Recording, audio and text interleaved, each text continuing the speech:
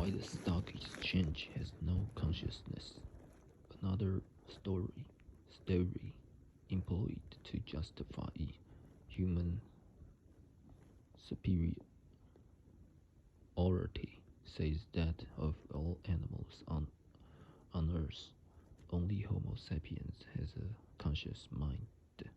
Mind is something very different from soul. The mind isn't some mystical, eternal entity, nor is it an organ such as the eye or the brain. Rather, the mind is a blow of subjective experiences such as pain, pleasure, anger, and love. These mental experiences are made of interlinked sensations, emotions, and thoughts, which flash for a brief moment and immediately disappear. Then other experiences flicker and vanish, arising for an instant and passing away. When reflecting on it, we often try to sort the experiences into distinct categories such as sensations, emotions, and thoughts.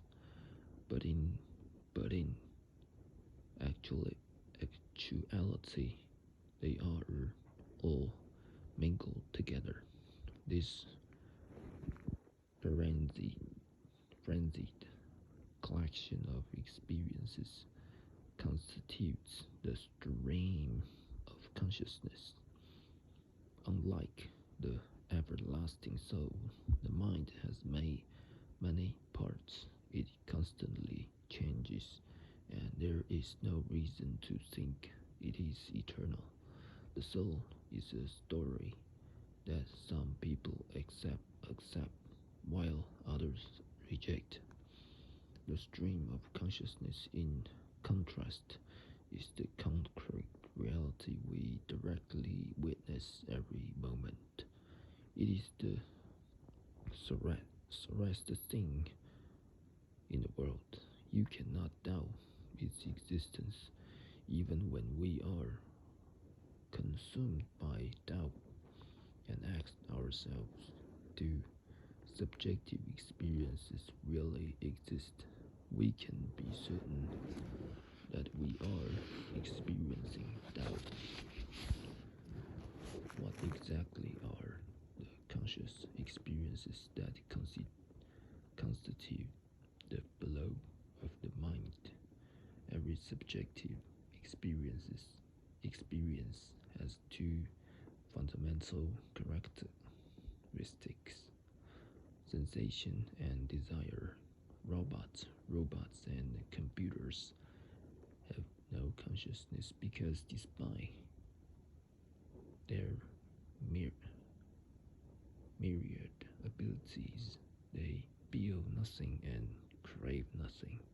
A robot may have an sense energy sensor that signals to its central processing unit when the battery is about to run out. The robot may then move towards an electrical socket, plug itself in, and recharge its battery. However, throughout this process, the robot doesn't experience anything. In contrast, a human being depleted of energy feels hunger and craves to stop this unpleasant sensation. That's why we say that humans are considered conscious beings and robots aren't, and why it is a crime to make people work until they collapse from hunger and exhaustion.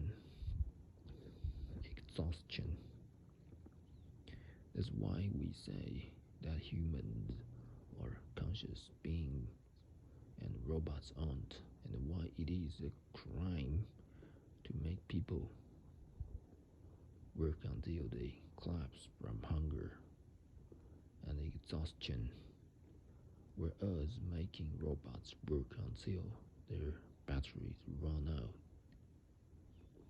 carries no no moral moral moral opprobrium opprobrium. And what about animals? Are they conscious? Do they have subjective experiences? Is it okay to force a horse to work until he collapses from exhaustion? Exhaustion, exhaustion. As noted earlier, the life sciences currently argue that all animals, that all mammals, mammals, and birds, and at least some reptiles and fish have sensations and emotions.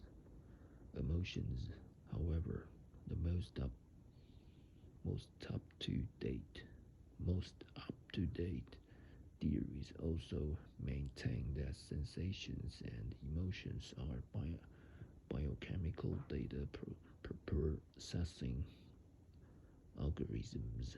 Since we know that robots and computers process data without having any subjective experiences, maybe it works the same with animals. Indeed, we know that even in humans, many sensory and emotional brain circuits can process data and initiate, initiate actions completely consciously.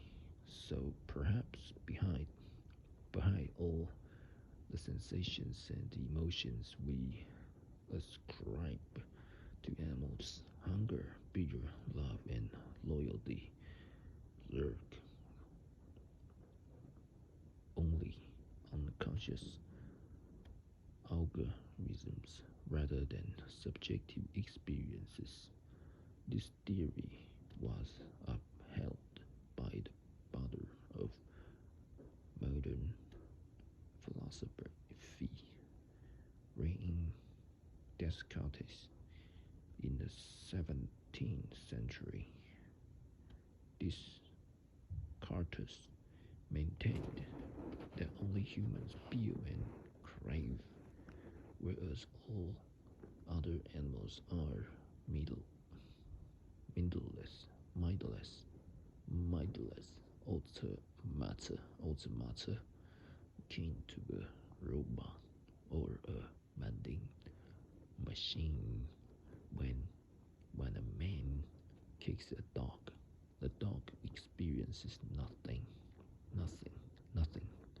The dog flinches and howls automatically, just like a human vending machine, humming vending machine that makes a cup of coffee without bidding or wanting anything. This theory was widely accepted in Descartes' day. 17th century doctors and scholars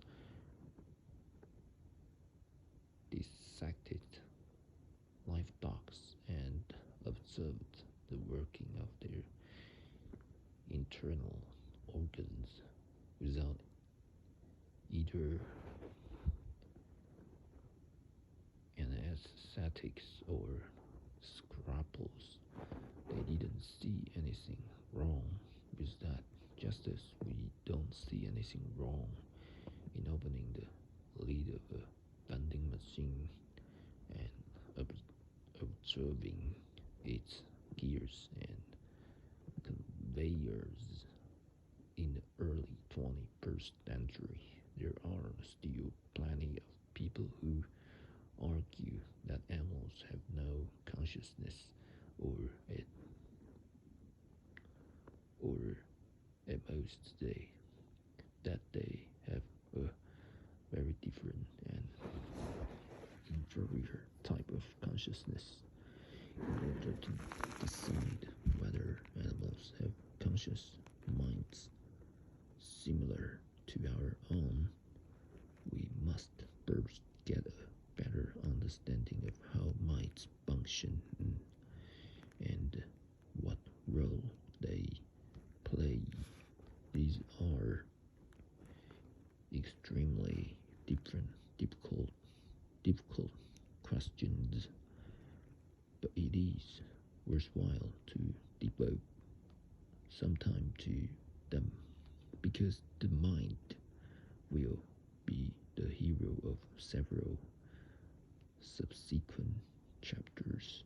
We won't be able to grasp the full implications of novel technologies such as artificial intelligence if we don't know what minds are. Hence, let's leave aside for a moment the particular question of animal minds and examine what science knows about minds and consciousness in general. We will focus on examples taken from the study of human consciousness, which is more accessible to us, and the later on return to animals and ask whether what's true of humans is also true of our beery and beatery cousins. Cousins, to be frank, science knows surprisingly little about mind and consciousness. Current orthodoxy holds that consciousness is created by electrochemical reactions in the brain, and that mental experiences fulfill some essential data processing functions. However, nobody has any idea how a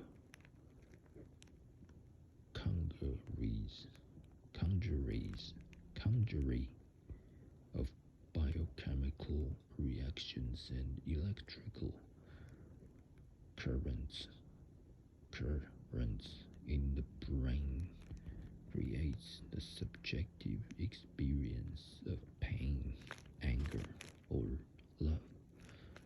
Perhaps we will have a solid explanation in 10 or 50 years, but as of 2016, we have no such explanation, and we had better be clear about that. Using fMRI scans, implanted electrodes, and other sophisticated gadgets, scientists have certainly identified correlations and even casual, even causal links between electrical currents in the brain and the various subjective experiences just by looking at brain activity. Scientists can know whether you are awake, dreaming, or in deep sleep. They can briefly flash an image in front of your eyes just at the threshold of conscious perception and determine without asking you whether you have become aware of the Imagine or not, they have even managed to link individual brain neurons with specific mental content, discovering, for example, a Bill Clinton neuron and a Homer Simpson neuron. When the Bill Clinton neuron is on, the person is thinking of the 42nd president. So the person and image of Simpson and the eponymous neuron is bound to ignite. More broadly, scientists know that if an electric storm arises in a given brain area, you probably live and it subsides and a different area again lights up. We are experiencing love. Indeed, scientists can even induce beatings of anger or love by electrically stimulating the right neurons. But how on earth does the movement of electrons, electrons from one place to the other translate into a subjective image of Bill Clinton or a subjective feeling of anger or love? The most common explanation point out that the brain is a highly complex system with more than 80 billion neurons connected into numerous intricate webs. When billions of neurons send billions of electric signals back and forth, subjective experiences emerge. Even though the sensing and receiving of each electric signal is a simple biochemical phenomenon, the, the interaction among all these signals creates something far more complex, the stream of consciousness. We observe the same dynamic in many other fields. The movement of a single car is a simple action, but when millions of cars move and interact simultaneously, traffic jams emerge. The buying and selling of a single share is simple enough, but when millions of traders buy and sell millions of shares, it can lead to economic crisis that dumbfound even the experts. Yet this explanation explains nothing. It merely affirms that the problem is very complicated. It does not offer any insight into how one kind of phenomenon, billions of electric signals moving from here to there, creates a very different kind of phenomenon. Subjective experiences of anger or love.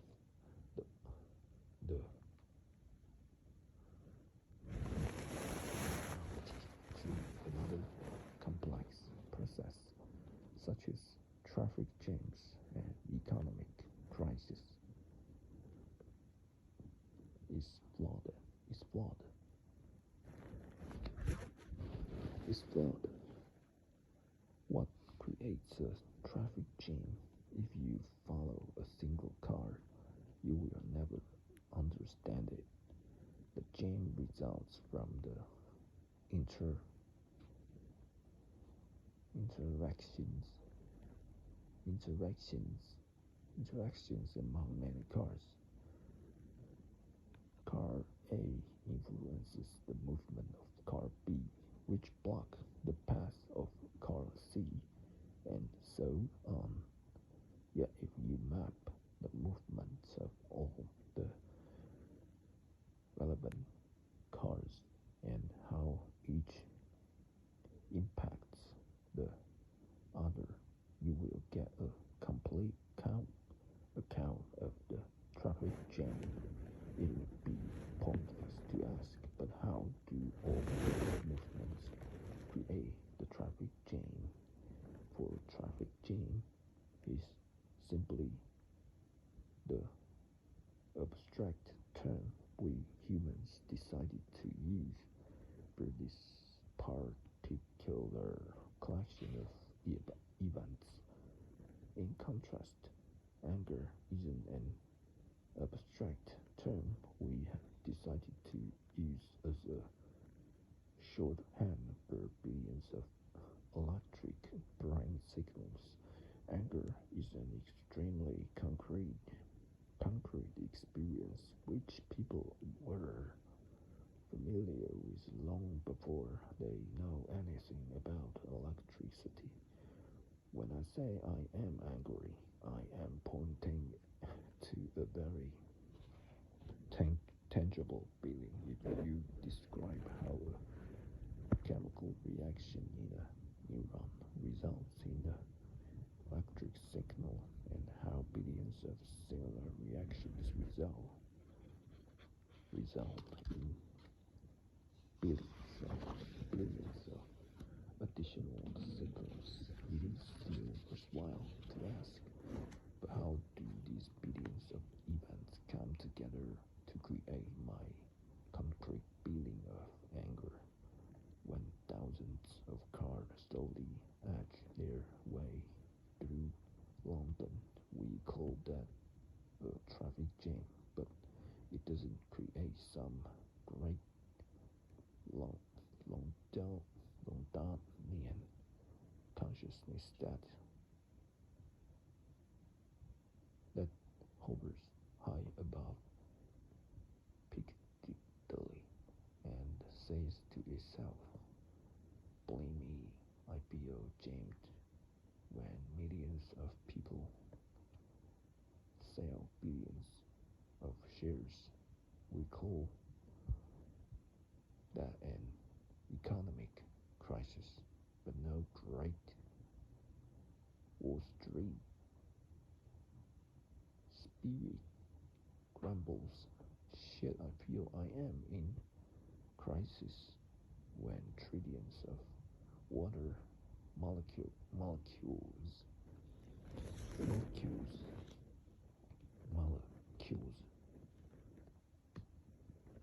coalesce, coalesce in the sky, we call that a cloud, but no cloud consciousness emerges to announce, "I feel rainy." How is it and then that when billions of electric signals move around in my brain, the mind emerges that feels I am furious? As of 2016, we have absolutely no idea. Hence, if this discussion has left you confused and perplexed, you are in very good company. The best scientists too are a long way from deciphering the enigma of mind and consciousness.